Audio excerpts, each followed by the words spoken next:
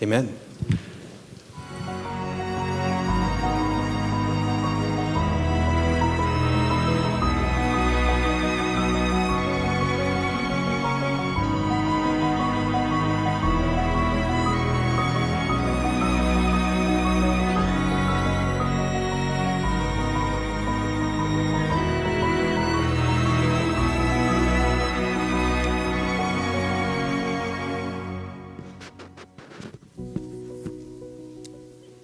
Good morning. Great to see you guys today. Actually, it's been an interesting weekend. I'm supposed to be Pastor Jack. I got tapped on the shoulder this weekend. Pastor Jack was going to be speaking, and then I found out he has laryngitis. I want to show you a picture so you all know who Pastor Jack is. We look a lot alike. Sometimes people mix us up, and so we actually both shop at Eddie Bauer. That's where it ends.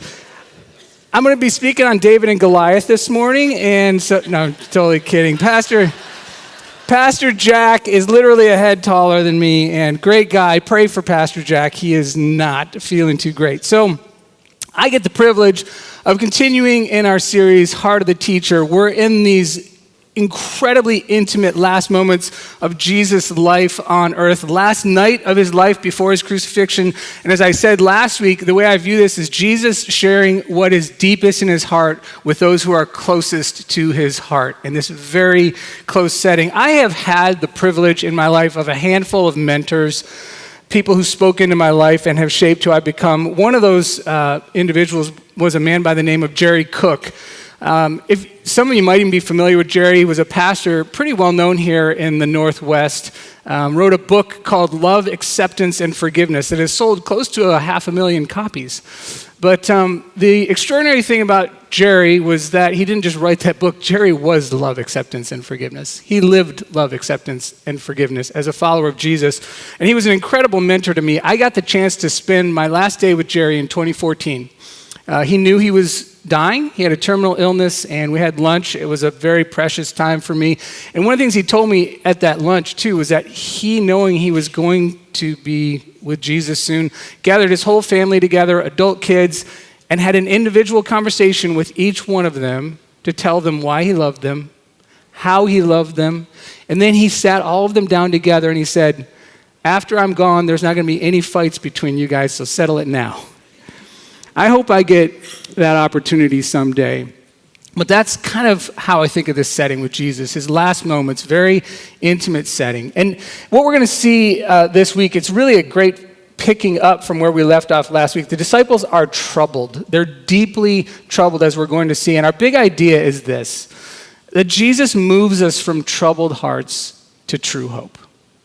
He sees us where we're at in our troubled times, and he moves us to where he's at, to true hope. So let's pick up the passage in chapter 14 of John, verse 1. A very short verse to get us started. Do not let your heart be troubled. Believe in God, believe also in me.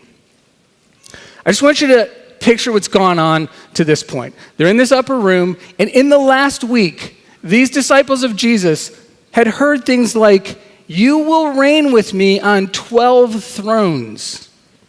Kind of like that. That sounds pretty good. Then he marches into Jerusalem on a donkey like a king would come, and he's like greeted with this huge chorus of Hosanna, Hosanna, the Lord comes. I mean, the disciples are thinking, this is it. This is our moment. Things are good. We're on easy street, smooth sailing from here on out. And then Jesus starts talking about dying a horrible death of a criminal on a cross. And he says, you will be called to lay down your lives with me. And he scolds them for their chronic argument, which is who's the best, right? And so these are troubled times. Imagine the emotions. And on the heels of that, we saw this last week. He says, one of you is going to betray me, and you're all going to desert me. And by the way, Peter, you're going to deny me. You're going to actually curse me, Peter.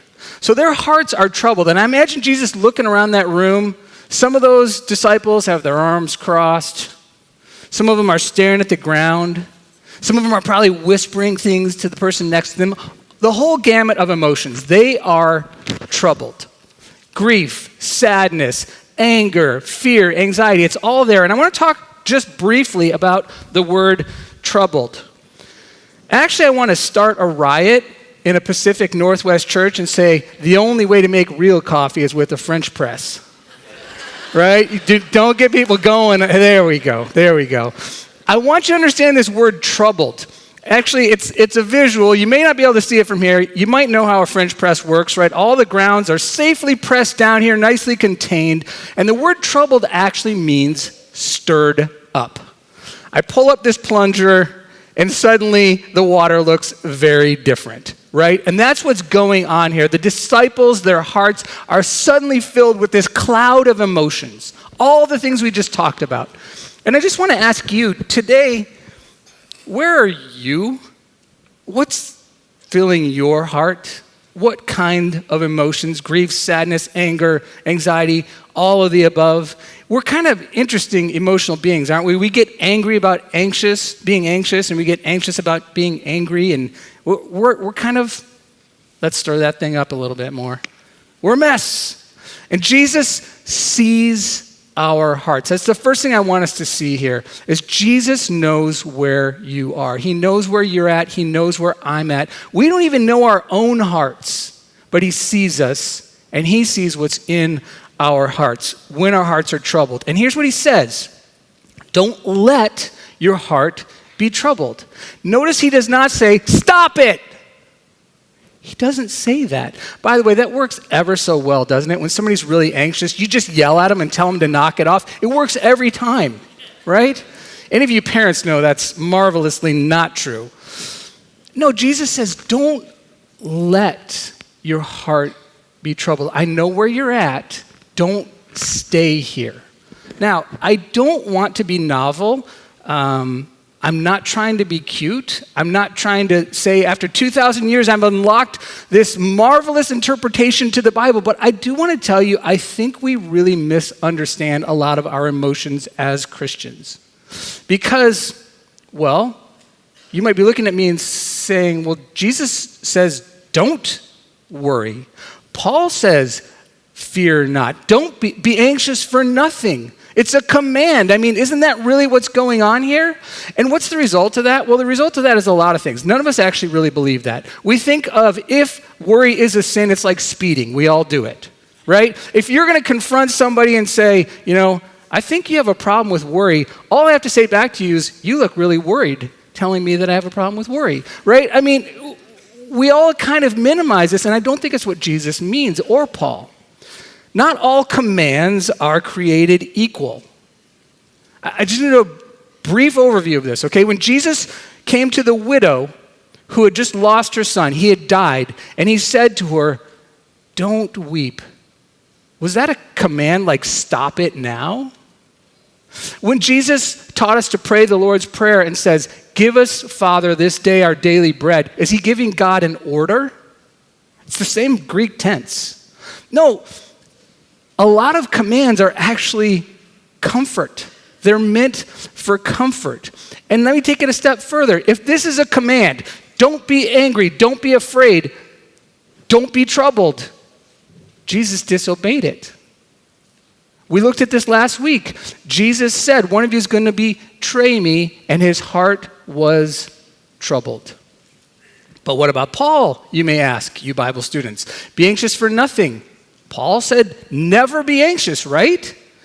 You know what Paul says in 2 Corinthians when he was talking about how he was overwhelmed beyond what he and the other apostles could handle? He says, on top of all these things that have gone wrong for us, every day I bear the anxiety of worry for the churches.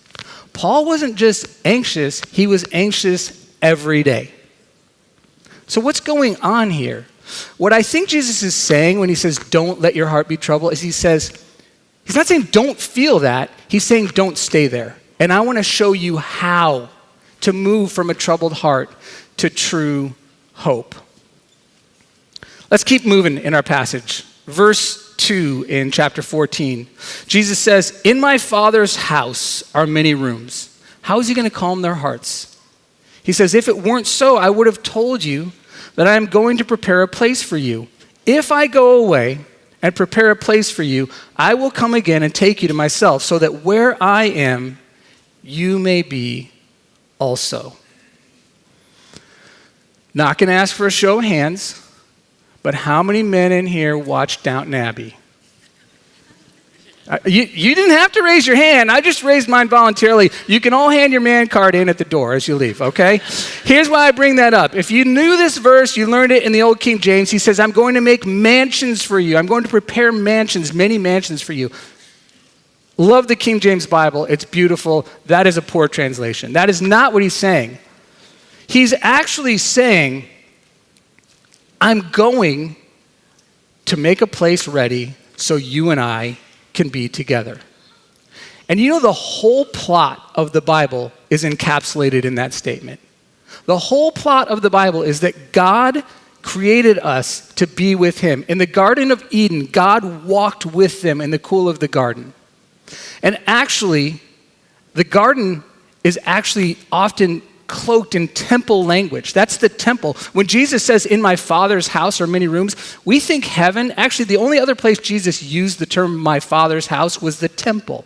And in the Jewish mind, the temple is the place where heaven and earth meet. And I really think I misunderstood this for a long time. Like, I thought, Jesus is going to make Downton Abbey for me so the servants can come from downstairs and give me a really good life for the rest of eternity. That sounds awesome. But we misunderstand that because we misunderstand the beginning. We think of Adam and Eve as sitting in this tropical paradise, also with their feet kicked up, doing nothing, maybe a cold drink and a foot massage. I don't know. No, that's not what's going on. Jesus says, God said, I made this world. I made it good. You go out into this world and you make it ready for me. I made it, but you get it ordered and we're going to fill this world with my glory. And Adam and Eve did not do that. Not because they couldn't do it, because they wouldn't do it. They rebelled. They defected. They said, we want to be king. We want to fill the world with our glory. But they had a job to do. And ever since then, the way to God for humanity and God to be together has been blocked. We've been waiting for a way. What really helped me see this passage even more clearly is when Jesus says, I'm going to prepare a place. I didn't know this at all. He's actually using Jewish wedding language. So, in the Jewish culture at that time, a young man, if he wanted to marry a woman, he would go to her father and he would ask for her hand in marriage. And if the father agreed, hopefully, they would make an agreement. And he would say to that young woman, I am going back to my father's house to make a room for us, a place for us to be together as husband and wife. This is like a marriage proposal. And they would have completely understood it. And what Jesus is actually saying is, I love you. He actually says in Luke, in the upper room, he says, I have longed to be here in this room with you right now. And now what he says is, he longs to be with us forever. That's our second point. Jesus wants us. He longs for us to be where he is. But we're going to have to be apart for a while. Just like that Jewish groom had to go and prepare a place. Now, it's my persuasion that Jesus preparing a place isn't Jesus up in heaven, a little bit behind his timeline, a little bit over budget. That's why he's waiting. He's working on the rooms, but it's not coming together, just like every show on, the DIY network. No. Jesus made the way when he died for us on the cross. And we don't know when he's coming back. Another thing I learned about the Jewish groom is that was part of the fun of it, actually. We might not think it's so fun, but the groom would come at a surprising time. Doesn't that explain all the parables that you've read about this, you who are Bible students? You're supposed to be ready and waiting, keep your lamps lit. The groom typically would come at night and surprise the bride and take her home and marry her there. Jesus longs to be with us because he loves us and we love him. And that is indeed what we were made for. How's this helpful to us when our hearts are troubled? Sorry I don't have this for you on the screen, but that wedding picture is so powerful, and John helps me understand it even more in his first epistle. 1 John 3, he says, we know that when Jesus appears, we'll be like him, because we'll see him as he is. And everyone who has this hope that will be with Jesus, that longs to be with Jesus, purifies himself just as Jesus is pure. Those of you that are married might remember that special time between the day the engagement was, put into place and the actual wedding. And is there a more powerful time in most of our lives for change? Honestly, that's true for me. That's true for a lot of people I know. I've seen people in that engagement period lose 40 pounds, right? I've seen grown men who aren't really grown men. They're playing video games and spending all their money on Air Jordans, managers. You ever heard that term? Become real men. Get real jobs and decide I'm going to be responsible and I'm going to love somebody and take care of somebody. For me, I really wanted to enter marriage debt-free. It was just a goal that I had, and I had a fair number of debts. And I worked super hard in that last 6 to 8 months before we got married because I was driven and I longed to be together in that just beautiful, close relationship that was going to define my life and still does. That's the power of longing to be with Jesus and knowing that he longs to be with us.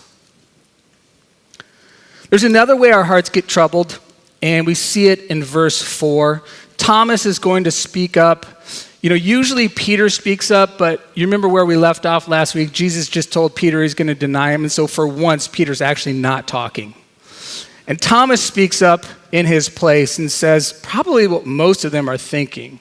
Because Jesus says, verse 4, "You know the way to where I'm going." "Lord," Thomas said, "we don't know where you're going."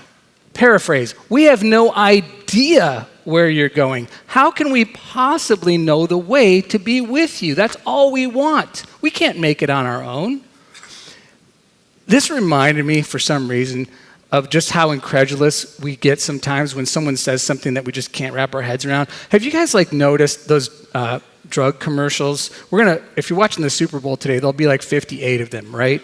Who invents all the names for those drugs? That's what I want to know. But have you noticed at the end, when the legalese gets really fast and they're gabbing super fast, they say, "Don't take this drug if you're allergic to it." What does that actually mean? How do I know if I'm allergic to it if I can't take the drug? I think that's kind of how Thomas is feeling here. What are you talking about? We don't know where you're going. And I think what is actually troubling Thomas is something that troubles a lot of us a lot of the time, and it's uncertainty. We human beings don't do very well with uncertainty. We don't particularly like uncertainty. And honestly, I think we live in an age that tells us we can be certain. We should be certain. And yet, I personally don't think I've ever seen a time in my 56 years that was more uncertain. And I'm not just talking about political and financial instability. I'm not talking about earthquakes or wildfires. I think we think of ourselves as scientifically, psychologically, academically advanced enough that we can be pretty certain about most things, but we aren't. And we're kind of annoyed by it. We don't like the fact that we're human and being certain is way above our pay grade. I love the book of Ecclesiastes, one of my favorite books in the Bible, and the author of Ecclesiastes says this so well. It's so true now in the era of multiplied information, right, on the internet and all the things that we have at our disposal. He says, "All things are wearisome. More than anyone can say, the eye is never satisfied by seeing, or the ear filled with hearing." We just can't get enough. And yet, do we feel certain? Do we feel like all the information is actually helping us? No, it's actually often breeding more uncertainty. He also says in Ecclesiastes, the more words, the less meaning. Read the news lately? Right? I mean, this is the world we live in. So much information and yet so much uncertainty. We don't do well with uncertainty, but what's the answer? Go get a doctoral degree from Harvard? Read books until, the cows come home? What's the answer? The answer is a relationship with the one who is certain. Trusting the one who is trustworthy. There's a guy by the name of Edwin Friedman. He was a family therapist died about 15 years ago, also a cultural critic. And he said, "My great lesson is that the acceptance and even cherishing of uncertainty is critical to keeping the human mind from voyaging into the delusion of omniscience." Lots of big words there, but we're not supposed to know everything. And the sooner we can accept that, the more at peace we can be. There's only one person who knows everything and controls everything, and that's the one we follow and trust, Jesus himself. You know, I've seen this go a couple of different directions, this discomfort with uncertainty. I talked a lot last week about kind of different personality types. Even in the church, I've witnessed them. And one personality type is people who kind of turn more inward, turn more analytical. That's me, that's my introspective type. And if you really get troubled by uncertainty, what happens if you're the introspective type is you get very self-doubting, even about things that you feel like you should and can know, right? So there's actually a term for what's called religious OCD, or as scholars in the church called it literally for centuries, scrupulosity. It's this fear, because OCD, I can't do a deep dive here and I'm not an expert, but it's just basically the what if disease. It's the doubting disease. You can doubt everything. You really can. And so for me, turning introspective and not being certain meant, am I really a Christian? What if I'm not a Christian? Somebody told me I wasn't a Christian. Maybe they're right. Maybe I have committed the unpardonable sin. Maybe I am a heretic. Maybe I'm going to do something unthinkable tomorrow and I'm not even going to be able to control it. I only bring this up to say, a lot of people think there's spiritual problems and psychological problems. There's human problems. And Jesus addresses them both. Tune into Native Exiles, shameless plug here, our podcast. Pastor White and I have been doing a deep dive on this, some great guests, helping us try to figure out how do Christians navigate this world of psychology and emotional wellness, and what does the Bible and Jesus have to say.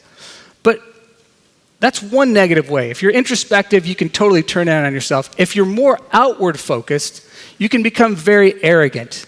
You know you can't get certainty, but you will posture as though you do. We've seen some very ugly things done in the name of certainty and the name of Jesus. I used to teach a class to high schoolers years ago, a Bible class about Jesus, and we looked at, Philip Yancey had this great video series, The Jesus I Never Knew. And he would show all these different film clips, and there was a film clip in there that was this atheist arguing with this Christian apologist.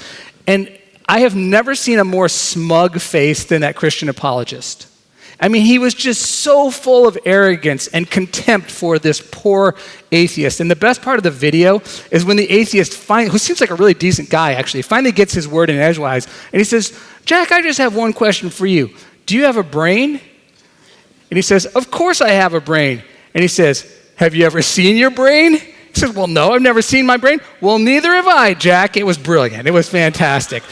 But, you know, that ugly arrogance that can come out when we want to be certain, but we're not. Another way I see it coming out is sometimes in the church towards other believers who, as I said last week, don't have exactly the same theological beliefs or political beliefs or worship styles as I do. We can get really ugly with each other in the name of wanting certainty when there's only one who is certain, and he calls us to love one another just as he has loved us.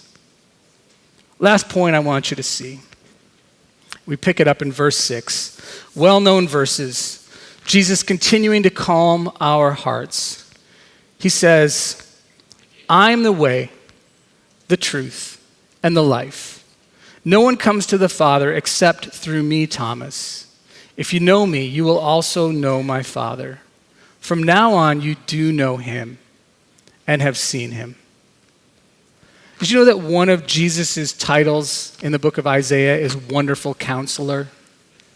Jesus counsels our hearts. He argues with us. You know, just back to worry for a minute. Go back and read Jesus' words in the Sermon on the Mount, Matthew 6, when he says, "Don't worry about your life." And then he gives all these wonderful reasons, like any counselor would.